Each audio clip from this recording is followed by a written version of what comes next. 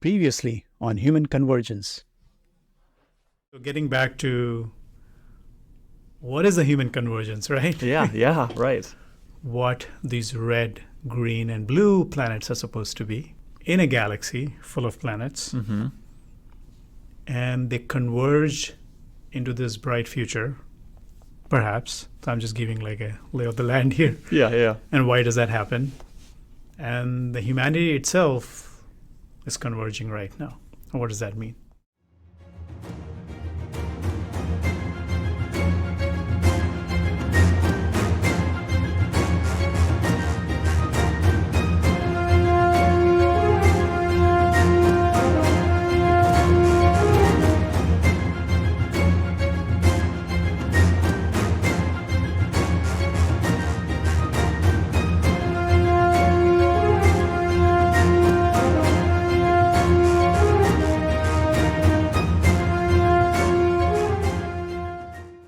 Welcome back, humans, to the Human Convergence, to the 6-part series where Alex and I take you to a journey of discovery as to who we are, why are we here, and where are we headed. It talks about this wonderful possible future where humanity joins the club of advanced civilizations in our galaxy and beyond. We also talk a little bit about the risks, the war that is going on right now in the world, many wars, including some bigger ones. It shows that there are multiple paths. If humanity plays its cards right, we reach this advanced future, and if you screw it up, we might just destroy ourselves. I hope you guys watched the last week's episode that was titled The Human Convergence Part 1, The Habitability Census. In that episode, we talked about how there are billions of habitable planets just in our galaxy. We don't understand why we don't see any aliens. There should be perhaps millions of civilizations. But where are all the aliens?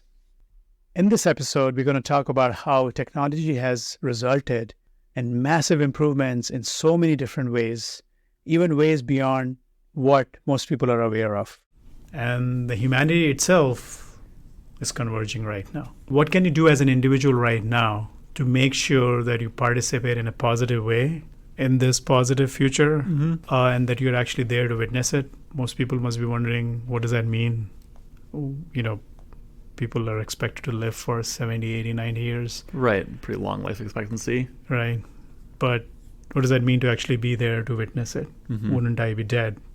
Or what kind of future am I talking about? Right. I mean, I know one thing that we've talked about quite a bit recently is it feels like the risk of sort of humanity destroying ourselves feels like it's really a pressing issue right now. Right. With the war going on, Yeah. it could become a nuclear war. Mm-hmm. Absolutely. Things go wrong. And we just got out of the pandemic and landed into a... what is the expression in English? Like... maybe fly out of something. Yeah, kind of out of the fire into the... frying pan? Yeah. Out of the frying pan into the fire, maybe. Yeah. So, I'm originally from India, and there's an expression there. Fall from the sky and land into... Yeah, I forgot. Land somewhere. It's something very similar. Yeah, kind of a universal concept of not being maybe feeling like you're out of danger in one sense, and then finding yourself in danger from an unexpected source. Right. So I think humanity finds itself 2.5 years after the pandemic. Yeah. Getting out of the fire, landing into a frying pan with the war. Absolutely. And nuclear war. Both Russia and U.S. has thousands of nuclear weapons. Mm-hmm. And among the other countries put together another 2,000 or 3,000. It's not clear right now where humanity is headed. I think one of the things I was telling you about was the technology. The footprint, that's what we were talking about. Yes. The footprint of human species is actually getting better per person because technology is becoming more efficient. So, for example, if you look at cars that we drive around right now, I remember seeing this prediction that, if China and India are going to have these many cars as US or Europe has, and they have more now, by the way, then the world is going to be so polluted and it's going to come to an end. Now, believe it or not, the pollution level in China is already improving every year. And despite the cars emitting, 20 times or 30 times less pollutants now, You could still see the smog in Delhi and Beijing and Shanghai. It's pretty bad. That is pretty bad. So that was a prediction that it would remain as bad as it was in 1980s. Mm-hmm. You couldn't possibly survive. Right, you couldn't even live there, right? Yeah, you would physically just not survive even for a few weeks. Yeah. But because the pollution levels per car is dozens of times lower, Mm-hmm. especially like certain things like sulfur dioxide and carbon monoxide have dropped. Lead has been removed. Mm-hmm. Remember the lead? Gasoline, right? Gasoline with lead? Yeah. You remember that? That was crazy You stuff. don't want your car to knock. Well, there's no asbestos. Yeah, that's true, too. Almost. A DDT. Remember that one? Yep. I think you're old enough to remember DDT, right? Yeah, I think so. Yeah, the Eagles, right? That was a big thing for them. Yeah. The eggshell is getting Yeah, weak. yeah. And, the amount of water used by steel plants now, steel production, is much, much lower than before. They're recycling a lot of the water somehow, or just using less to begin with. Uh-huh. If you look at the effluent, the wastewater is much cleaner than it used to be because in many parts of the world, including China now, they have done that in India in some parts now, but still catching up. India's a little bit behind. There used to be dead zones in all of the northeastern US. There won't be any fish there because Europe and US were dumping so much wastewater that was not treated enough. Uh-huh. We know about the ozone hole. Yeah. That's recovering too. So the per capita footprint has dropped by, I don't know, whichever dimensions you want to measure at, by many, many times. Yeah. Maybe in many areas, several orders of magnitude has already dropped. Wow. There's something called energy intensity of the economy. Uh-huh. How much more energy do you need to produce another $1 GDP growth Okay.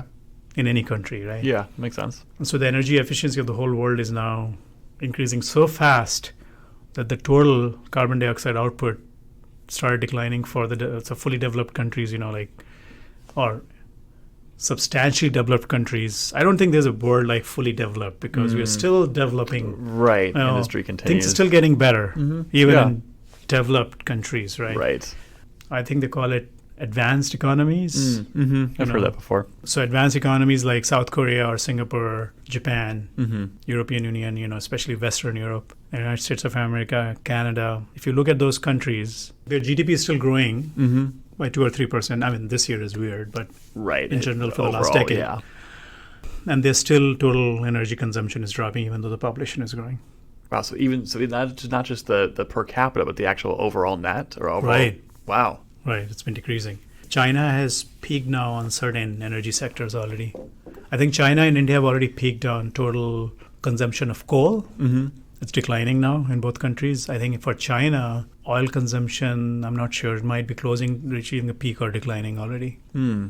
Total consumption. Yeah. The Yeah. population is still growing because there are a lot of older people living longer. Right. Right. So that's pretty good news. The footprint is getting smaller and smaller. Mm-hmm. So technology says that you should live longer, better lives, less pollution, cleaner air, cleaner water, less damage to the environment over time. And it should be a utopia, right? Star Trek style. Right. But it's not. Right. Well, you said something I wanted to sort of parse out a little bit. Is this the idea of longer and better lives? 'Cause that's not necessarily the same thing, right? Just longevity isn't just. That's definitely true.